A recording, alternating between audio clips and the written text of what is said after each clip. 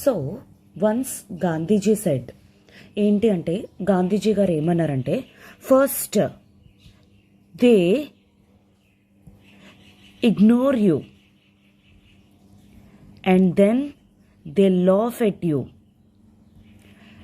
And then they fight against you,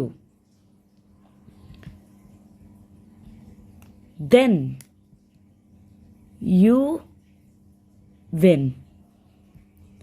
okay, so ఈ particular statement అనేది గాంధీజీ గారు ఎందుకు ఇచ్చారంటే so this is in reference to transgenders అనమాట.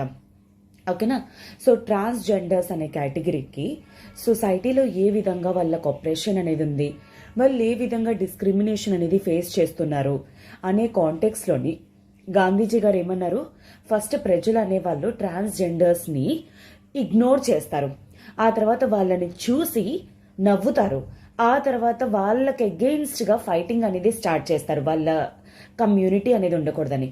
కాకపోతే ఏమవుతుంది, కానీ వాళ్ళు వాళ్ళ రైట్స్ని కాపాడుకోవడంలోని వాళ్ళు గెలుస్తారు అనే విషయాన్ని గాంధీజీ గారు ఈ బ్యూటిఫుల్ కోట్ తోటి చెప్పడం అనేది జరిగింది. ఓకేనా, అయితే మీకు డౌట్ వచ్చి ఉండాలి మేడం ఎందుకు ఈ కోట్ అనేది చెప్తున్నారు అని చెప్పేసి. సో జస్ట్ రీసెంట్గా పేపర్లో వచ్చింది, can a trans women invoke the domestic violence act SC to consider.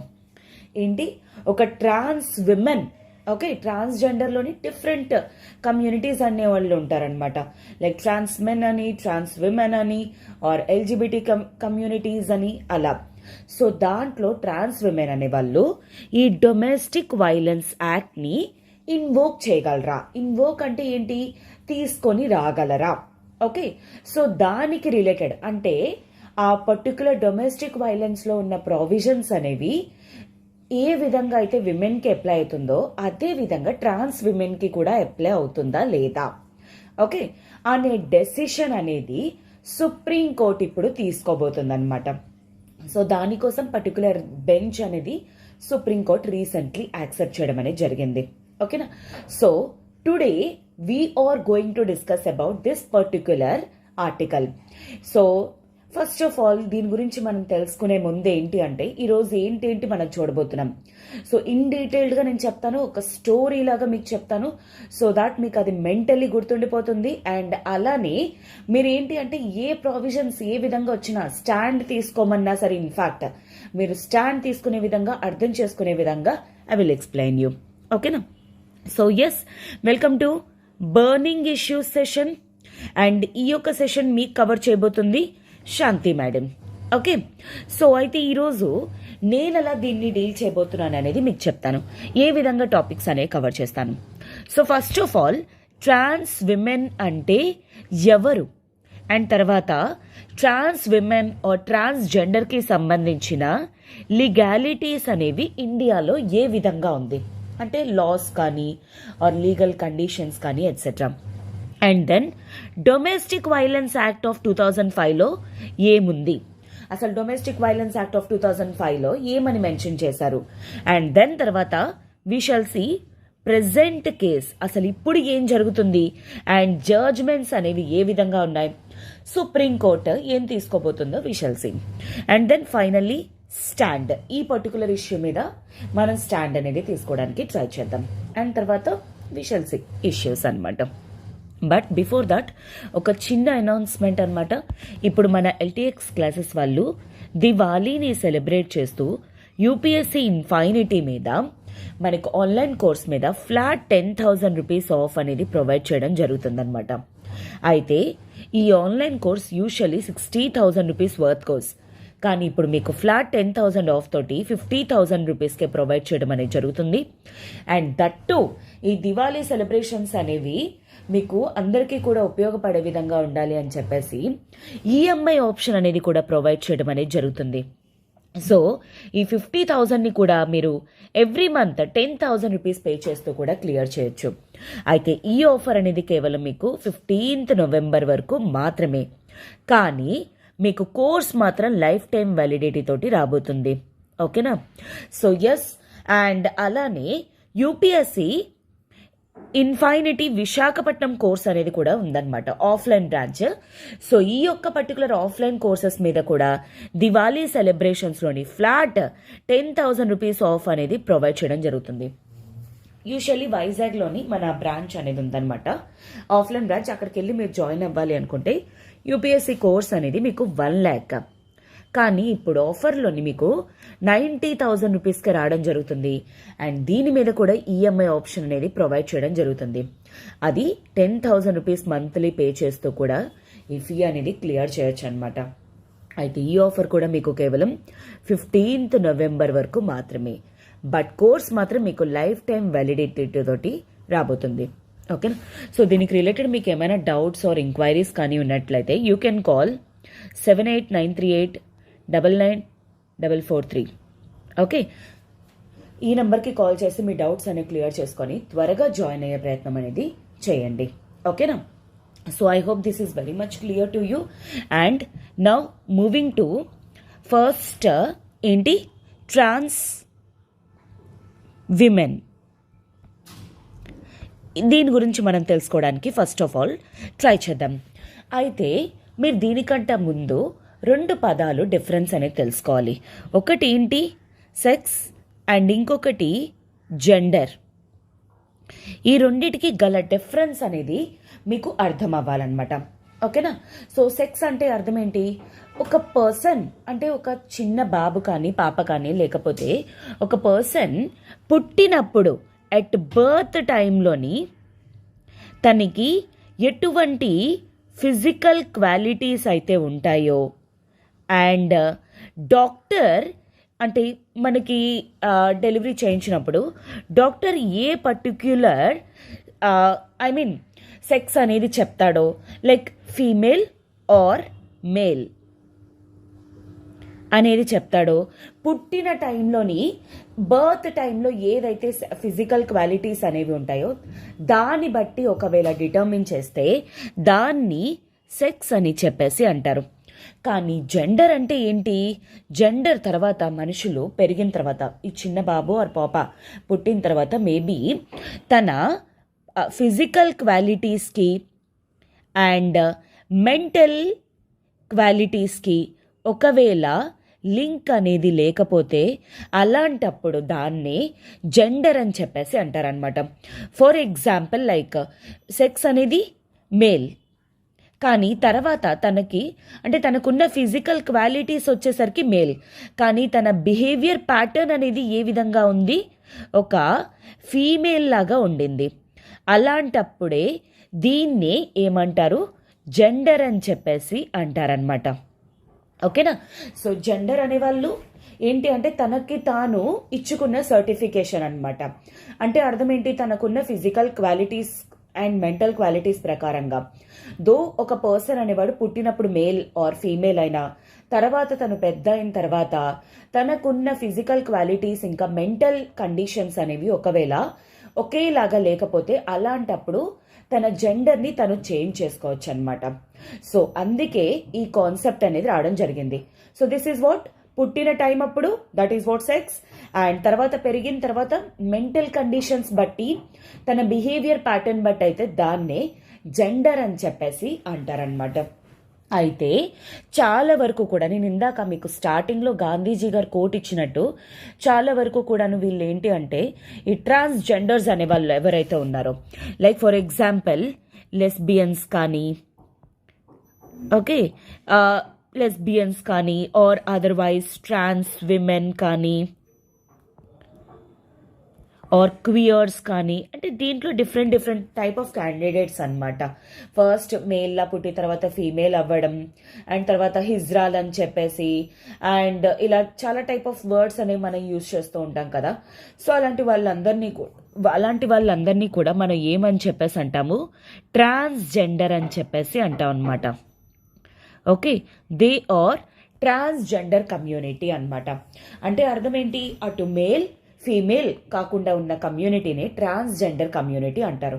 వాళ్ళు సొసైటీలో చాలా వరకు కూడా ఆప్రెషన్ అనేది ఫేస్ చేస్తూ ఉన్నారనమాట.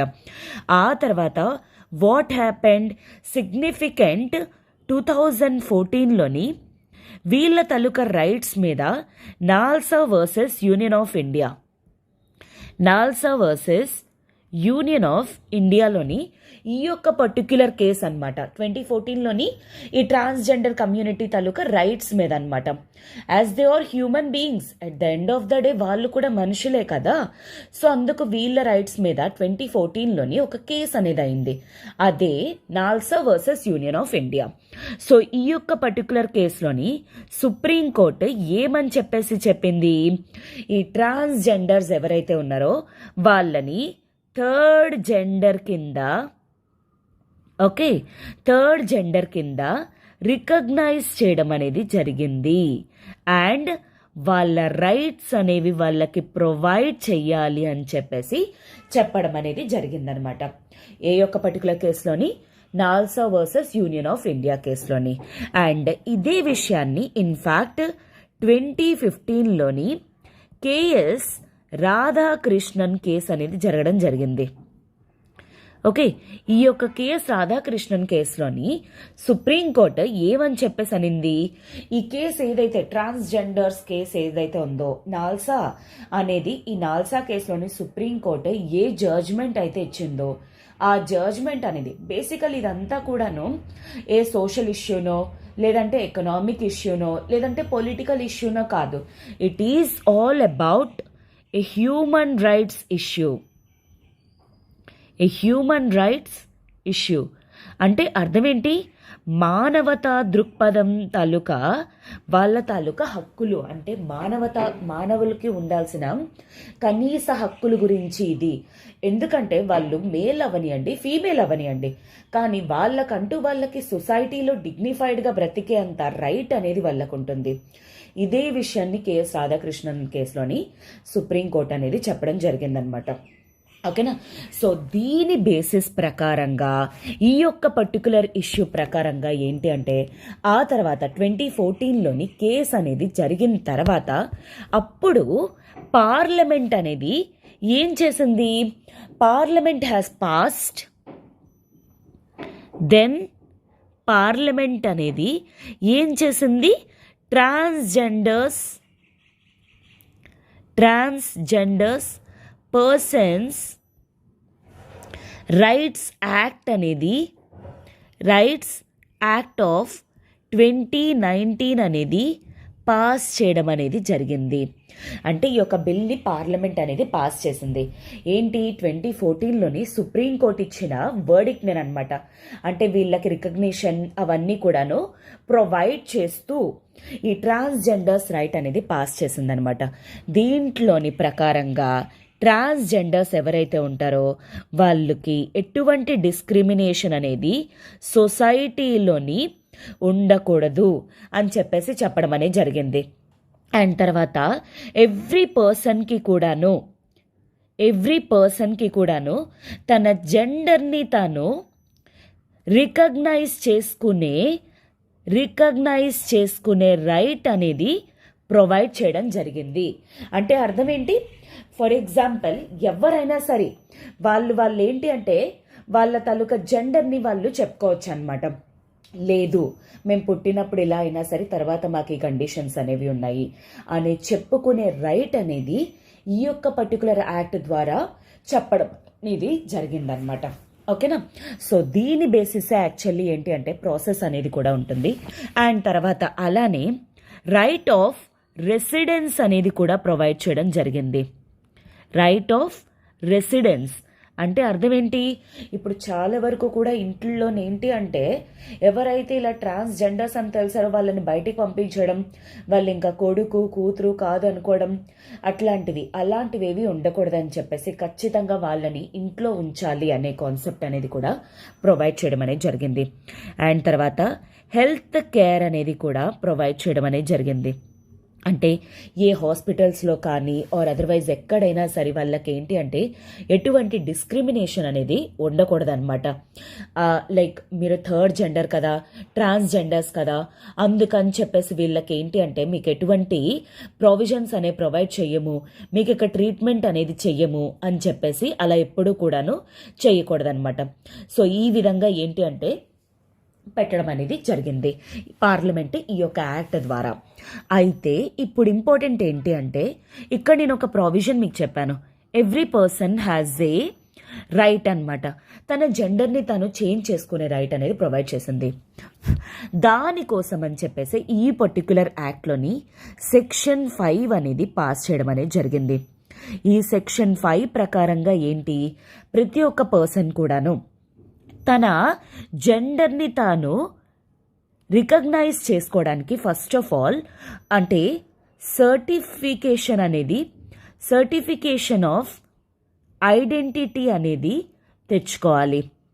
ఈ సర్టిఫికేషన్ ఆఫ్ ఐడెంటిటీ అనేది ఎక్కడి నుండి తెచ్చుకోవాలి, డిస్ట్రిక్ట్ మ్యాజిస్ట్రేట్ దగ్గర నుండి తెచ్చుకోవాలి. దానికోసం డిస్ట్రిక్ట్ మ్యాజిస్ట్రేట్లోని ఎటువంటివి కావాలన్నా, ఫర్ ఎగ్జాంపుల్ లైక్ ఎటువంటి అంటే బర్త్ అప్పుడు తనది ఏంటి, తనకున్న క్వాలిటీస్ ఏంటి, ఏవేవైతే డాక్యుమెంట్స్ అనేవాళ్ళు డిస్ట్రిక్ట్ మ్యాజిస్ట్రేట్ అడుగుతారో అలాంటి డాక్యుమెంట్స్ అన్ని ప్రొవైడ్ చేసిన తర్వాత డిస్ట్రిక్ట్ మ్యాజిస్ట్రేట్కి, అప్పుడు డిస్ట్రిక్ట్ మ్యాజిస్ట్రేట్ ఈ సర్టిఫికేషన్ ఆఫ్ ఐడెంటిటీ అనేది ఇస్తారనమాట ఈ యొక్క పర్టికులర్ పర్సన్కి. అండ్ అలానే ఇంకొక ప్రావిజన్ సెక్షన్ 7 అనమాట. ఈ యొక్క పర్టికులర్ సెక్షన్ 7లో ఏమని మెన్షన్ చేసి ఉంటుంది, సో ఇన్ఫ్యాక్ట్ ఈ సర్టిఫికేషన్ ఆఫ్ ఐడెంటిటీయే కాకుండా ఇన్ఫ్యాక్ట్ ఒకవేళ పర్టికులర్ పర్సన్ అనేవాడు సర్జరీ ఒకవేళ చేసుకుంటే, ఏ సర్జరీ, జెండర్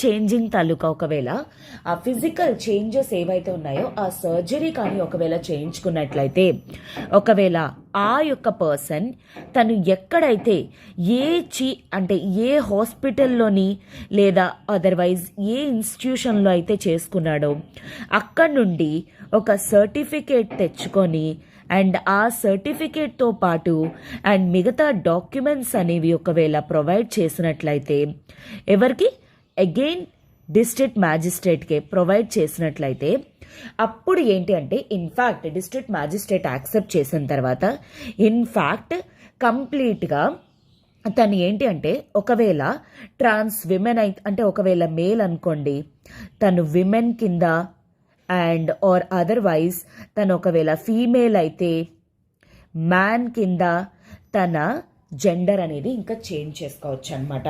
అర్థమైందా? సో దీనికోసం ప్రాసెస్ అది.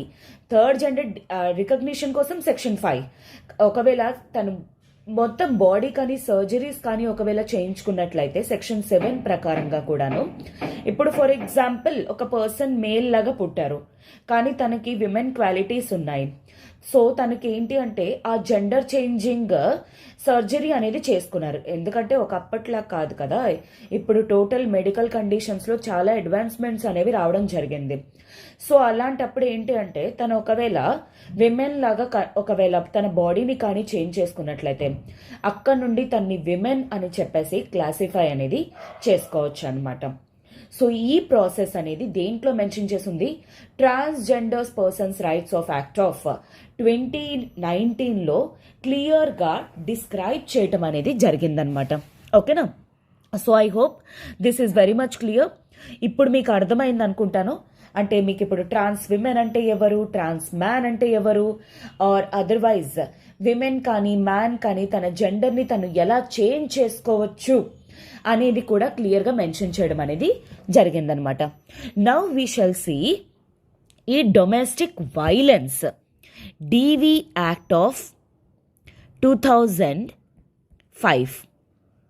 సో బేసికలీ మనకి కాన్స్టిట్యూషన్లోని ఆర్టికల్ 14లో కానీ ఆర్ అదర్వైజ్ ఆర్టికల్ 19లో కానీ ఆర్ అదర్వైజ్ ఆర్టికల్ 21లో కానీ 14లోనే ఏమంటుంది, రైట్ టు ఈక్వాలిటీ కోసం మెన్షన్ చేసి ఉంటుంది.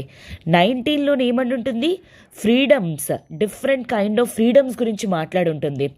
అండ్ 21లో రైట్ టు డిగ్నిఫైడ్ లైఫ్ గురించి మాట్లాడి ఉంటుందన్నమాట. సో ఇలాంటి వాటిని ఎన్ష్యూర్ చేస్తూ, కానీ ఏం జరుగుతుంది సొసైటీలోని, పెళ్ళైన తర్వాత కానీ లేదంటే అదర్వైజ్ ఒక విమెన్, ఒక అడాప్టెడ్ గర్ల్ కానీ లేదంటే any kind of main especially చాలా వరకు కూడాను పెళ్ళిళ్ళు అయిపోయిన తర్వాత కానీ ఎట్సెట్రా వాళ్ళు అత్తవారింట్లోకి వెళ్ళిన తర్వాత లేకపోతే వేరే వాళ్ళ ఇంట్లో ఉంటే వాళ్ళు చాలా వరకు కూడాను అబ్యూజ్ అనేది ఫేస్ చేస్తున్నారు.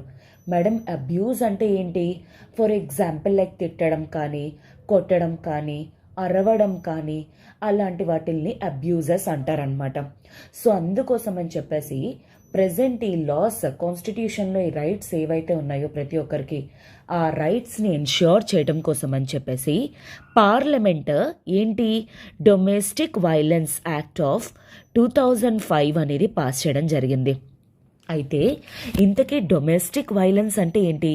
డొమెస్టిక్ అంటే for example house or home, ఇంట్లో జరిగే.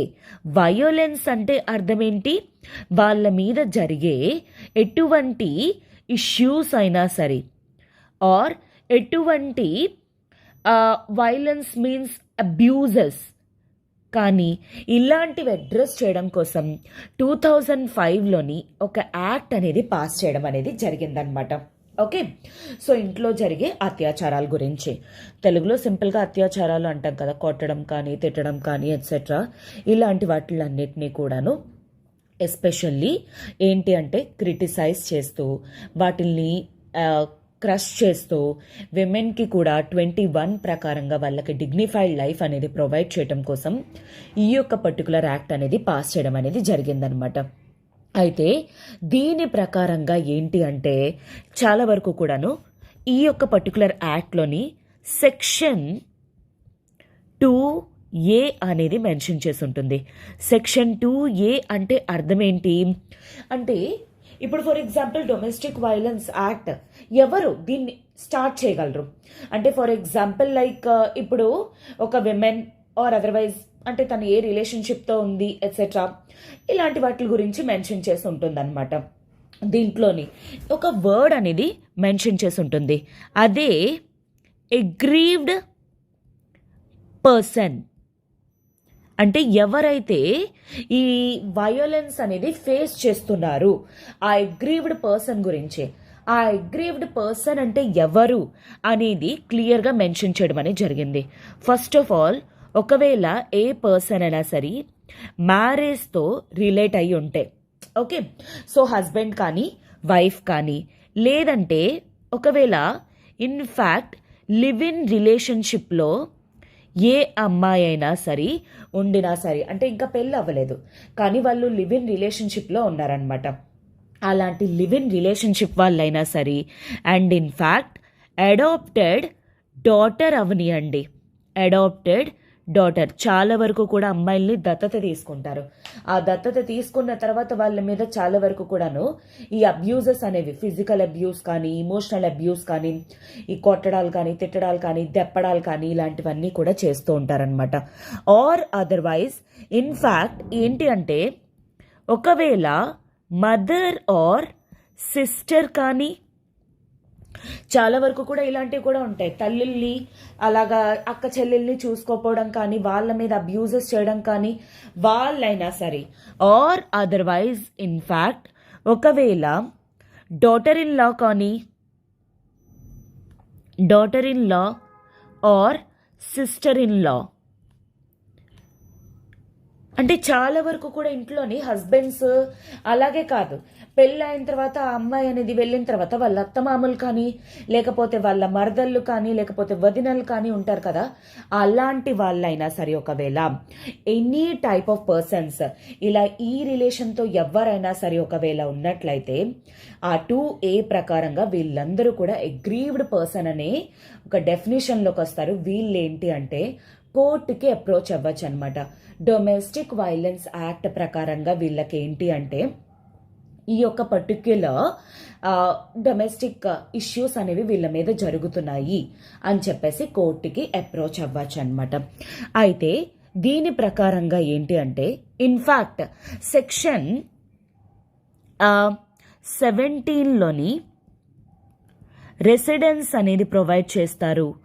అండ్ అలానే సెక్షన్ 2F ప్రకారంగా, ఇన్ఫ్యాక్ట్ సెక్షన్ 2F ప్రకారంగా మానిటరీ అసిస్టెన్స్ అనేది కూడా ఇవ్వాలన్నమాట.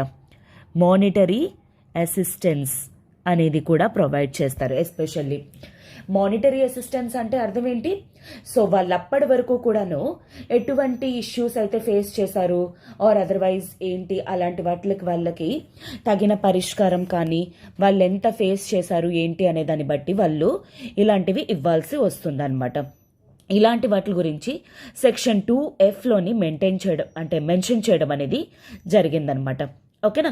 సో దిస్ ఈజ్ మనకి డొమెస్టిక్ వైలెన్స్ గురించి. ఈ డొమెస్టిక్ వైలెన్స్ అనేది గుర్తుపెట్టుకోండి, కేవలం కొట్టడం తిట్టడం అనే కాకుండా ఈవెన్ అరవడం కానీ ఆర్ అదర్వైజ్ ఏ విధంగానైనా సరే తనకి ఎటువంటి హామ్ కానీ చెయ్యాలనుకున్నా ఇలాంటివన్నీ కూడా దేంట్లోకి వస్తాయి, మనకి ఈ డొమెస్టిక్ వైలెన్స్ అనే కేటగిరీలోకి వస్తుందన్నమాట. ఓకేనా. So I hope this is clear ఇప్పటి వరకు కూడాను. అయితే నౌ ఇప్పుడు ఏంటి అంటే we shall see the article in the news. ఇప్పుడు ప్రతి ఒక్కటి కూడా మీకు అర్థమై ఉంటుంది అనుకుంటాను. అయితే న్యూస్లో ఇప్పుడు ఏమొచ్చింది అనేది చూద్దాం. ఓకేనా. సో అయితే ఆర్టికల్లో ఏమొచ్చింది, ప్రజెంట్ ఒక ట్రాన్స్ విమెన్ అంటే తన జెండర్ చేంజ్ చేసుకున్నారనమాట, మేల్ నుండి ఫీమేల్కి. సో అలాంటి ట్రాన్స్ విమెన్ అనేవాళ్ళు డొమెస్టిక్ వైలెన్స్ యాక్ట్ ప్రకారంగా సెక్షన్ 2Aలోకి వస్తారా అనేది. అయితే ఇష్యూ ఏంటి అంటే, సో 2016లోనమాట అంటే ఇద్దరు మేల్స్ అనమాట, ఒక ట్రాన్స్ విమెన్ అండ్ మేల్, వీళ్ళిద్దరూ కూడా పెళ్లి చేసుకోవడం అనేది జరిగింది. ఆ తర్వాత ఏం జరిగింది, వాళ్ళిద్దరికి మధ్య ఇష్యూస్ అనేవి వచ్చాయన్నమాట. అండ్ ఇన్ఫ్యాక్ట్ ఆ ట్రాన్స్ విమెన్ మీద ఈ మేల్ అనేవాళ్ళు కూడాను చాలా వరకు కూడా డొమెస్టిక్ వైలెన్స్ అబ్యూజెస్ అవి చేయటం కానీ అలాంటివని చెప్పేసి చేయటం అనేది జరిగిందనమాట. అయితే అప్పుడు ట్రాన్స్ విమెన్ ఏం చేసింది, ఫస్ట్ సెషన్స్ కోర్టుకి అప్రోచ్ అయిందనమాట, అంటే లోకల్ కోర్టులోని. ఈ సెషన్స్ కోర్టు ఏమని వర్డిక్ట్ ఇచ్చింది, సెషన్స్ కోర్టు వర్డిక్ట్ ఇచ్చింది, ఈ సెక్షన్ 2A ప్రకారంగా ట్రాన్స్ విమెన్ అనేవాళ్ళు విమెన్ కిందే వస్తారు under this domestic violence act అని చెప్పేసి చెప్పడం అనేది జరిగిందనమాట. అయితే ఏంటి, ఇలాగే కాకుండా ఇన్ఫ్యాక్ట్ తనకి మానిటరీ అసిస్టెన్స్ అనేది కూడా ఇవ్వాలి, అంటే నెలకి ఇంతని డబ్బులు ఇవ్వాలి అని కూడా చెప్పింది. అదే 12,000 రూపాయలు మంత్లీ ఇంత పే చేయాలి అని కూడా చెప్పిందనమాట సెషన్స్ కోర్టు. అయితే దీన్ని తీసుకెళ్ళి ఏం చేశారు, ఆ మేల్ ఎవడైతే ఉన్నాడో ఆ క్యాండిడేట్కి ఈ వర్డిక్ట్ అనేది అప్రూవ్ కాలేదు. అందుకోసమని తీసుకెళ్ళి బాంబే హైకోర్టులోని అప్పీల్ చేసుకోవడం అనేది జరిగింది. బాంబే హైకోర్టులోని అప్పీల్ చేసుకోవడం అనేది జరిగిందనమాట. అయితే బాంబే హైకోర్టు ఏమని వర్డిక్ట్ ఇచ్చింది, this has given. So actually ఇప్పుడు ఇదంతా అసలు ఫస్ట్ ఆఫ్ ఆల్ తను విమెనా, ట్రాన్స్ విమెనా లేకపోతే విమెన్ కాదా అనేది తర్వాత సంగతి. ఫస్ట్ ఆఫ్ ఆల్ తను ఏంటి అంటే ఒక హ్యూమన్ బీయింగ్. ఓకే, ఈ హ్యూమన్ బీయింగ్ అండ్ తను చాలా వరకు కూడా అబ్యూజ్ అనేది ఫేస్ చేయడం అనేది జరిగింది. సో దీని ప్రకారంగా నాల్సా కేసులోని సుప్రీంకోర్టు నాల్సా కేసులోని ఏమని చెప్పింది, థర్డ్ జెండర్ని కూడా రికగ్నైజ్ చేయడం అనేది జరిగింది. దీని ప్రకారంగా ఈ ట్రాన్స్ విమెన్ అవ్వనియండి లేకపోతే మ్యాన్ అవ్వనియండి ఏదైనా అవ్వనియండి ఫస్ట్ ఆఫ్ ఆల్, కానీ దీని ప్రకారంగా తను ఏంటి అంటే ఫస్ట్ ఆఫ్ ఆల్ తను ఫిజికల్ అబ్యూజ్ అనేది ఫేస్ చేసింది. అండ్ డొమెస్టిక్ వైలెన్స్ యాక్ట్ ఏదైతే ఉందో ఈ DV యాక్ట్ అనేది కూడా ఇన్ఫ్యాక్ట్ జెండర్ న్యూట్రల్, అంటే ఎవరైనా సరే ఫేస్ చేయనియండి, ఎవరు ఎటువంటి ఇష్యూస్ అయినా ఫేస్ చేసినా సరే డొమెస్టిక్ వైలెన్స్ అనేది కాపాడడం కోసం వస్తుంది. సో అలాంటప్పుడు ఇంత అడ్వాన్స్మెంట్ అయిపోయిన తర్వాత, టెక్నాలజీ అనేది ఇంత అడ్వాన్స్మెంట్ అనేది అయిపోయింది, ఇప్పుడు ఇంకా ట్రాన్స్ విమెన్ ట్రాన్స్ మేల్ అని చెప్పేసి అనుకోవడం ఎందుకు. సో వాళ్ళు కావాల్సిన ఫిజికల్ సర్జరీస్ అనేవి చేసుకుంటున్నారు ఎట్సెట్రా. సో ఇదంతా జరుగుతుంది కదా అని చెప్పేసి బాంబే హైకోర్టు ఏమని చెప్పింది, ఈ బాంబే హైకోర్టు ఏమని వర్డిక్ట్ ఇచ్చిందంటే, సెషన్స్ కోర్ట్ ఏదైతే వర్డిక్ట్ ఇచ్చిందో ఆ వర్డిక్ట్ని అప్హెల్డ్ చేయటం అనేది జరిగింది. అంటే అర్థం ఏంటి, సెషన్స్ కోర్ట్ ఏదైతే వర్డిక్ట్ ఇచ్చిందో, జడ్జ్మెంట్ అనేది ఇచ్చిందో, తీర్పు అని, వర్డిక్ట్ అంటే ఏంటి, తీర్పు అని అర్థం. ఆ తీర్పు ఏదైతే ఉందో ఆ తీర్పు కరెక్టే, సో అది ఫాలో అవ్వాల్సిందే. ఎవరు, ఈ మేల్ ఎవరైతే అబ్యూజ్ అనేది ట్రాన్స్ విమెన్ మీద చేశారో ఆ అబ్యూజ్ అనేది ఇన్ఫాక్ట్ వాళ్ళు అంటే అది ట్రూ కాబట్టి ఏంటి అంటే ఈ డొమెస్టిక్ వైలెన్స్ యాక్ట్ ప్రకారంగా మంత్లీ 12,000 ఈ యొక్క పర్సన్కి, ట్రాన్స్ విమెన్కి ఇవ్వాలి అని చెప్పేసి బాంబే హైకోర్ట్ అనేది వర్డిక్ట్ అనేది ఇచ్చిందనమాట. జడ్జ్మెంట్ ఆర్ తీర్పు అనేది ఇచ్చింది. ఆ తర్వాత ఈ పర్సన్కి ఇన్ఫ్యాక్ట్ దీని గురించి ఇష్యూ అనమాట. అయితే ఏంటి ఇప్పుడు ఈ పర్సన్ తాలూకా మెయిన్ ఇష్యూ ఏంటి అంటే, ఈ పర్సన్, ఈ ట్రాన్స్ విమెన్ ఎవరైతే ఉన్నారో తను ఏంటి అంటే కేవలం డిస్ట్రిక్ట్ మ్యాజిస్ట్రేట్ నుండి issue of certificate of identity మాత్రమే తెచ్చుకుంది. తను సర్జరీ చేసుకున్నది ఆర్ సర్జరీ చేసుకున్న డాక్యుమెంట్ కానీ ఆర్ అదర్వైజ్ అటువంటి రిలేటెడ్ ఇన్ఫర్మేషన్ కానీ ఎటువంటిది లేదు అని చెప్పేసి ఈ పర్సన్ చెప్పడం అనేది జరిగింది. సో దీని ప్రకారంగా డొమెస్టిక్ వైలెన్స్ యాక్ట్లో ఉన్నట్టుగా తను విమెన్ ఏ విధంగా అవుతుంది అని చెప్పేసి అడగడం జరిగింది. సో అందుకోసమని దీన్ని బేస్ చేసుకుంటూ ఇప్పుడు సుప్రీంకోర్టులోని అప్పీల్ చేయటం అనేది జరిగింది. సుప్రీంకోర్టులోని అప్పీల్ చేశారనమాట ఈ యొక్క పర్సన్. అండ్ రీసెంట్లీ ఇప్పుడు కరెంట్ అఫైర్స్లో వచ్చింది ఏంటి, సుప్రీంకోర్టు ఏంటి అంటే ఈ యొక్క పర్టికులర్ అప్పీల్ ఏదైతే ఉందో దాన్ని యాక్సెప్ట్ చేయటం అనేది జరిగింది. అండ్ యాక్సెప్ట్ చేసిన తర్వాత వెరీ సూన్ దీని మీద డెసిషన్ అనేది ఇస్తాము అని చెప్పేసి చెప్పడం జరిగింది. సో దాని బేసిసే ఇప్పుడు మనకేంటి అంటే, అందుకే ఒక ట్రాన్స్ విమెన్ ఎవరైతే ఉన్నారో ఆ ట్రాన్స్ విమెన్ అనేవాళ్ళు ఈ డొమెస్టిక్ వైలెన్స్ యాక్ట్ ఏదైతే ఉందో దాన్ని ఇన్వోక్ చేయగలరా. ఇన్వోకింగ్ అంటే అర్థం ఏంటి, తీసుకొని రాగలరా అంటే దీన్ని బేసిస్ చేసుకొని కోర్ట్స్కి అప్రోచ్ అవ్వగలరా, దాంట్లో ఉన్న ప్రొవిజన్స్ అనేవి వీళ్ళకి అప్లై అవుతాయా లేదా అనేది క్వశ్చన్ అనమాట. ఓకేనా. So this is all about this. And ఇక్కడికి వచ్చేసరికి ఏంటి అంటే నా యొక్క పర్టికులర్ స్టాండ్ ఏంటి అంటే, ఎందుకంటే we also need to take the stand. So as like Bombay high court ఇచ్చినట్టు కానీ ఆర్ అదర్వైజ్ సెషన్స్ కోర్ట్ అనేది ఇచ్చినట్టు వర్డిక్ట్ ప్రకారంగా కానీ ఆర్ అదర్వైజ్ ఈ నాల్సా కేస్ ఆఫ్ 2014 బేస్ చేసుకొని కానీ కేఎస్ రాధాకృష్ణన్ కేస్ అనేది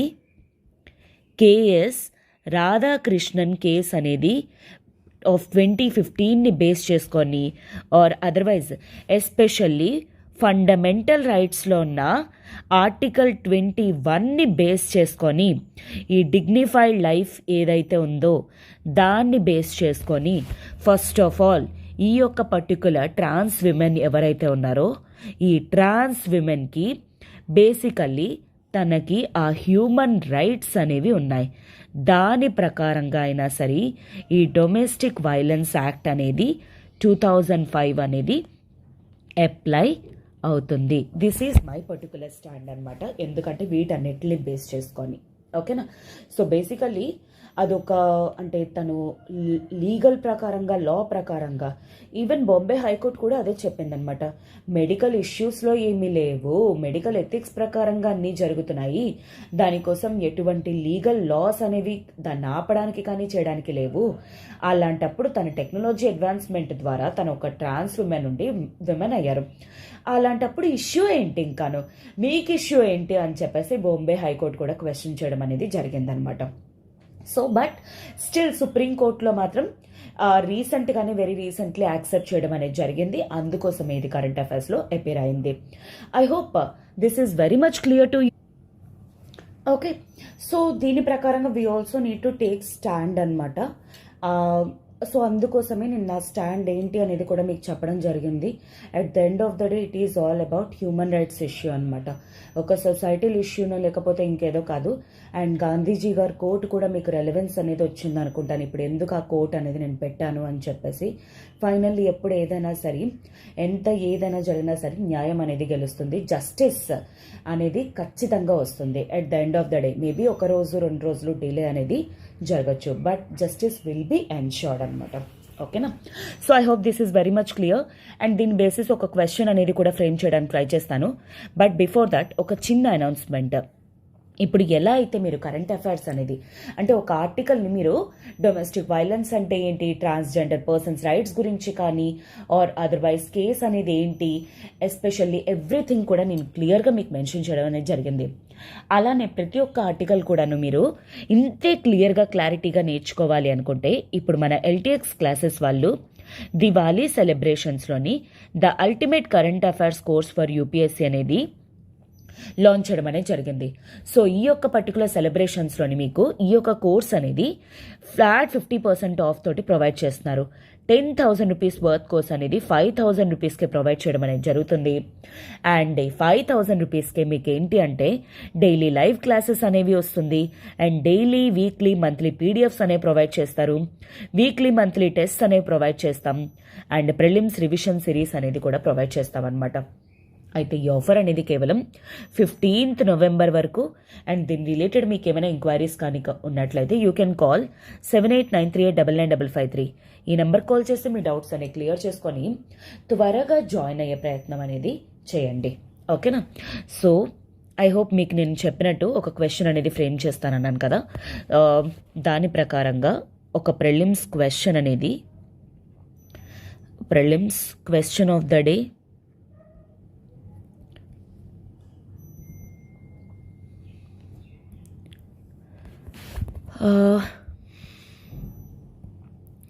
consider the following statements regarding Domestic Violence Act of 2005.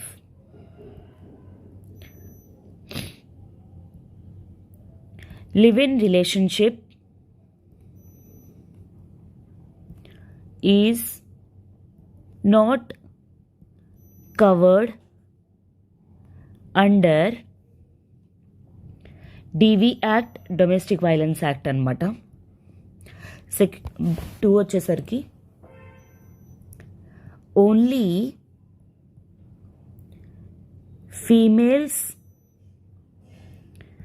Wives అనమాట covered under this act. Okay, so which of the